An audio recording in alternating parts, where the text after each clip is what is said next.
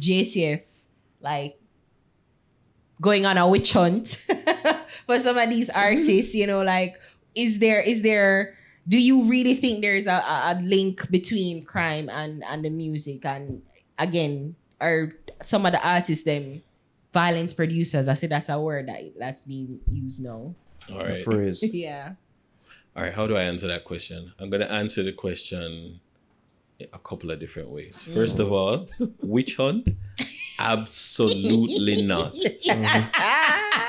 And I can say absolutely not. I want to use my Donald Trump voice. Where's my camera? That one, the red button. Absolutely not.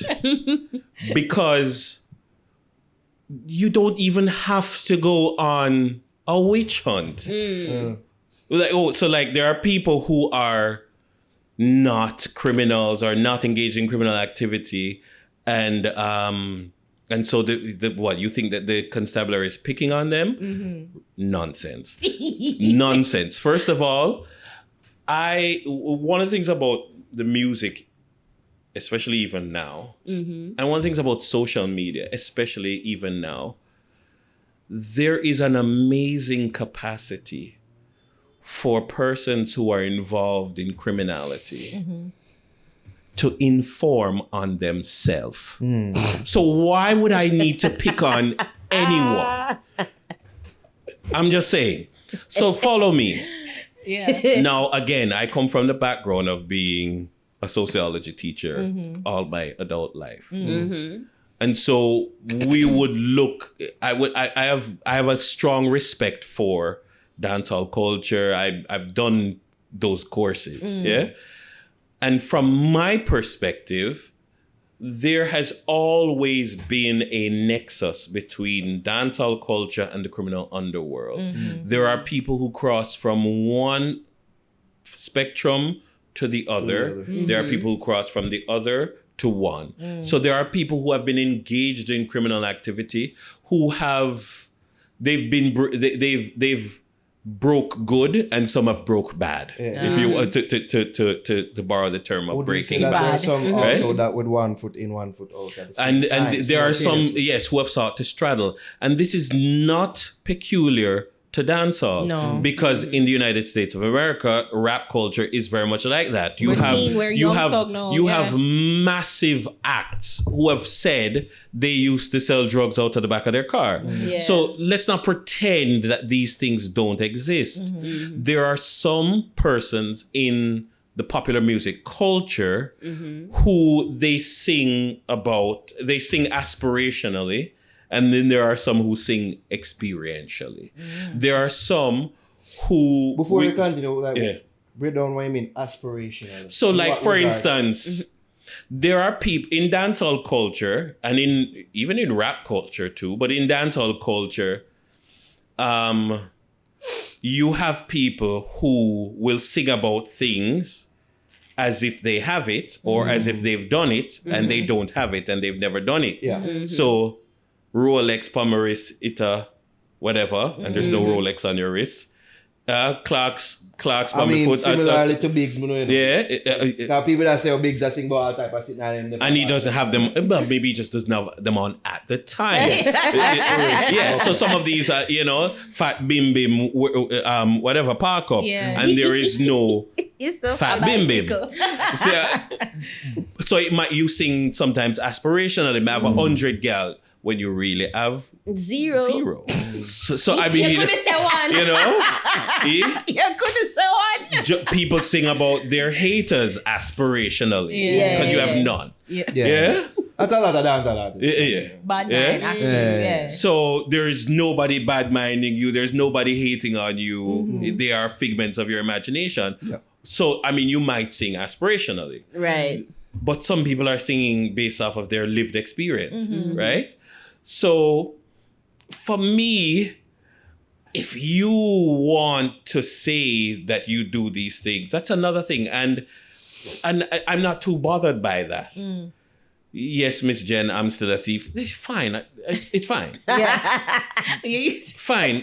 Because art imitates life and life imitates art. Art and life exist in a symbiotic relationship in such a way that I'm not too bothered. We would never launch an investigation per se based on people singing about them being a chopper. But Because you, that's do, what- but you do pay attention to the lyrics. Right, because that's what I was saying. Like, can you use the Absolutely. lyrics? But hold on now. What I'm saying is don't underestimate the fact that if you are a mechanic committing the crimes that you are committing, or John the DJ is committing, evidence will come to the fore, and you pursue that evidence in an investigation in the same way that you would pursue any evidence. And so, for instance, there was a person who was supposedly a dancehall artist recently who was killed in a confrontation with the police. Right, on the highway. Right.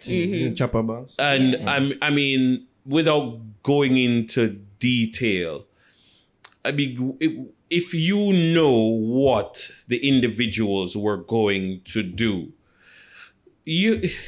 I'm of neither here nor there that you're a dancehall artist. You understand? It's neither here nor there. It's about pursuing a criminal investigation. Right. And there are people in the dancehall industry who have been in the past and in the present subjects of criminal investigations. That's just the reality.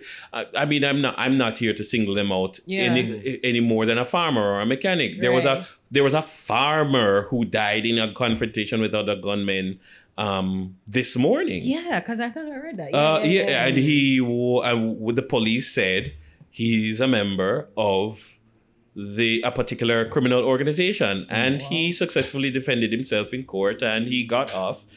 Now he's dead. Wow. I mean, and that is in a confrontation with other criminals. Yeah. So I'm saying sometimes the truth just has to come to the fore. This podcast episode is brought to you by Itopia Life Herbos or Kebis and Culture. Combined for one-of-a-kind experience. You can visit them at 10A West Kings House Road, just across on Canadian Embassy. Also, you can follow them on Instagram at Itopia Life or visit their webpage at itopialife.com for the latest info on strains and merch. This video is also brought to you by Pure 24, pure natural supplements designed to enhance the body and mind. They make supplements affordable, effective, and easy to use. You can visit their website at pure24store.com. Their product ship worldwide. I don't know, so you can use that promo code TheFix to get 50% off all purchases. That's promo code TheFix. That's a new pointing technique, just. Okay, all right. To get 50% off all purchases. All right. In America, Young Thug, he's arrested, RICO charges. I don't know if I wanted to ask you about RICO, but I don't think that has anything to do with Jamaica RICO.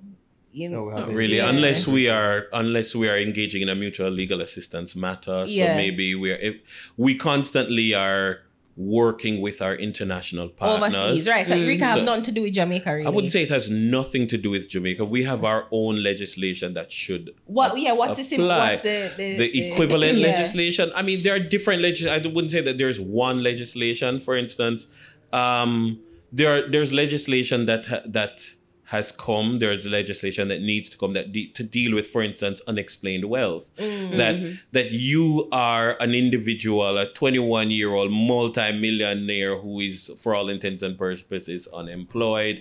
You have bought X number of vehicles and houses and properties. Motivational speaker. Absolutely cash. That that legislation has to be brought that looks into how do you explain your wealth. And Financial Investigation Division works closely with MOCA, works closely with JCF, it works closely with the law enforcement community to tackle this. This is something that just has to happen. So I mean, for us, we look into so many different things which are important to protecting people. So I mean, what I'm essentially saying is that when it comes to persons who may be, and let me say it this way.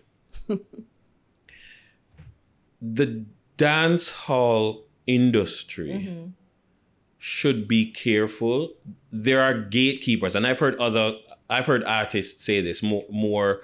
The elder statesmen and elder stateswomen of dancehall have admitted that they need to do a better job as gatekeepers of the industry, because there are so many people who are criminals. They're just criminals who have been allowed to pass themselves off as legitimate dance hall properties. Yeah. And so they're not in it for the love of music. So like you have a person who is a criminal. When you ask, what is your occupation? Producer or what have you. There are I think that, as a dancehall community, there are people who are letting down the side. Yeah. Because they really are allowing anybody to call themselves artists, anybody to call themselves producer, and you will have a proliferation of people who, on paper, that's what they say their occupation is, and again, there are people who are coming from the criminal underworld and trying to legitimize themselves by going into dancehall, and then there are people who are legitimate dancehall acts who, by virtue of where they come from sometimes, or by virtue of who is providing them with assistance, some of the times they feel burdened or they're under pressure to flirt with the criminal underworld, and because of that they end up sometimes seeming to straddle. I mean, it can become potentially dangerous. So let me ask you this now. I know you said that there isn't a witch hunt, but you do pay attention to the lyrics that some of these artists. Right, that's what I was saying. So you in their songs. So in an amendment, do you Ari, also? let me finish my question. So there's no witch hunt, but do you target them or pay special attention to them based on lyrics? So this is what they're saying in there. So let's just keep tabs on their activities. Not necessarily a witch hunt. I wouldn't think. I would say no. No, you in terms of law enforcement action and law enforcement resources, we're kind of busy. You're right. Because I was saying, do you listen to their music and can you use it against them? Is it? I know they're starting to do that overseas. Where their lyrics are admissible in court and can use as evidence against them. If I'm not a prosecutor, that would be the job of a prosecutor. I know that's not here. Yeah, but Mr. Brooks. I was going to ask you in that regard, do you think that will ever happen in your opinion? I don't have an opinion on that. Yeah, go ahead. Yeah, because I was saying maybe not because of the lyrics why they be a target, but you started investigation on them, but you're not necessarily like at the end of the investigation, so it's like you target them, you try to catch them for something, and then I don't know. I don't think we would need to. Target the person. No, I don't think we would need to. I mean, again, there are certain things that fall within the ambit of law enforcement. We are not in the business of censorship. We are not in the business of regulation of music, of content, of lyrics. One of the things people don't realize is that, I mean, a very large portion of the constabulary exists in the demographic of people who listen to the music. This is true. And again, no there is policeman out there of them artists. Exactly. I mean, so it's not like you're gonna say, oh gosh, this music is not like we're coming from a puritanical background where we believe that music should sound a particular way. We're about law enforcement. So if you are crossing the line into something else, then those facts of whatever you're crossing the line into will speak for themselves. In terms of music, nah, I don't think so. I get you in my Netflix dance. Me a go give you that style, but me tired of the fussing and the fighting, girl. Time for you ride it, girl. Tired of the war and the quarrel, girl. Time for you ride it. Them gyal suck me like a sweetie. Them off for pay while them gyal give it freely. Like really? Yeah, really. Dog, we no give a fuck if you want pre me. Man a band killer go and go hawks beanie. Never miss match when me stepping on the street G. Pipe up, girl, you know me not tease you.